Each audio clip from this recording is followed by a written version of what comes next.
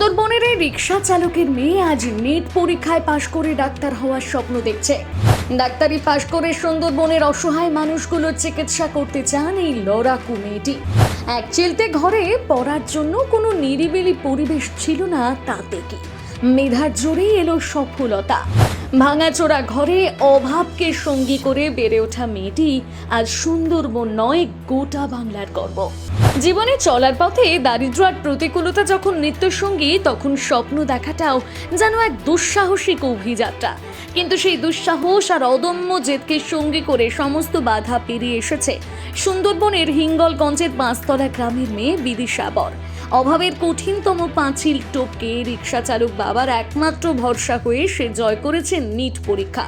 Doctor হওয়ার পথে এগিয়ে দিয়েছে আরও এক ধাপ, যা শুধু তার পরিবারের নয়, গোটা সুন্দরবনের জন্য এক অনুপ্রেরণার গল্প। ওরা তো গরিব মানুষ, ওই খাল পাড়ে টাড়ে যখন সেখানে বই টই পড়ে ওই বোনের বাড়ি গিয়ে পরীক্ষাটা দিল। কেমন মেয়ে? মেয়ে ভালো, পড়াশুনো ওই একা একা করে, কার কাছে যায় না পড়তে। বিদিশার জন্ম সেই সুন্দরবনের এক নিভৃত কোণে, যেখানে বিলাসিতা শুধুই স্বপ্ন মাত্র। একটি ছোট্ট ঘর যেখানে বাবা মা আর জীবনের নিত্য সংগ্রাম একসঙ্গে বাস করে।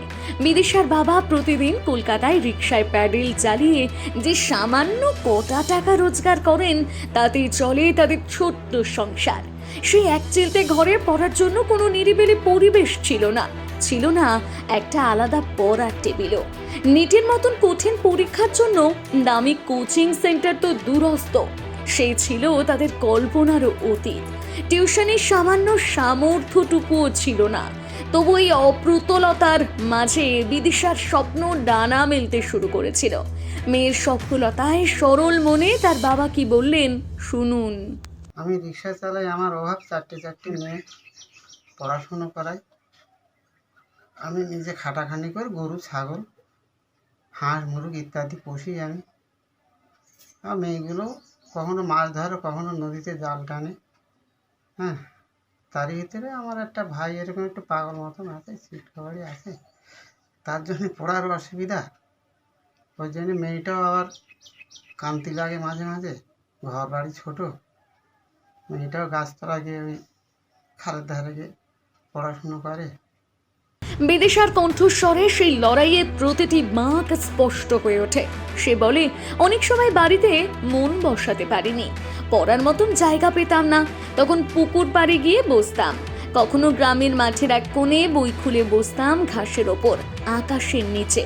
মাথায় শুধু একটা কথাই ঘুরত, আমাকে ডাক্তার হতেই হবে।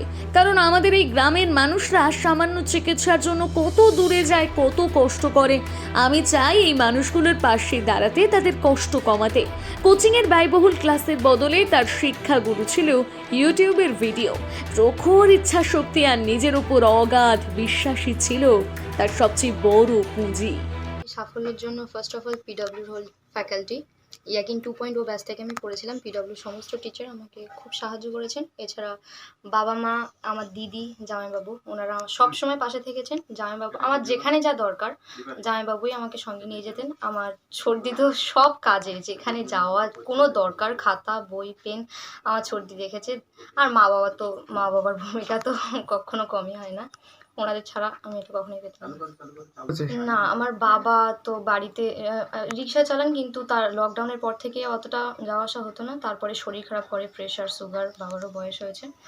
তো পড়াশোনার দিকটা অনেকে সাহায্য করেছেন। সুভাষিস স্যার আমাকে বই খাতা পেন এই বিষয়ে যা লাগতো সব কিছু উনি দিয়েছিলেন। আর মাসে মাসে যে মোবাইলের রিচার্জ, সেটাও অনেকটা ব্যাপার উনি এটা দিয়েছিলেন। দেবযানী ম্যাম, কলকাতা বিশ্ববিদ্যালয়ের শিক্ষিকা, উনি আমাকে সাহায্য করেছেন। এছাড়া পড়াশোনার সব মোবাইল সুভাষিস স্যার দিয়েছিলেন। আমি যে অনলাইন ক্লাস করি যে মোবাইলটা উনি দিয়েছিলেন সব কাজে। এবং হিঙ্গলগঞ্জের একজন ইঞ্জিনিয়ার স্যার, উনি উদয় শঙ্কর স্যার, উনি আমাকে মাস 11-12 থাকাকালীন টিউশনি খরচা উনিই দিতেন।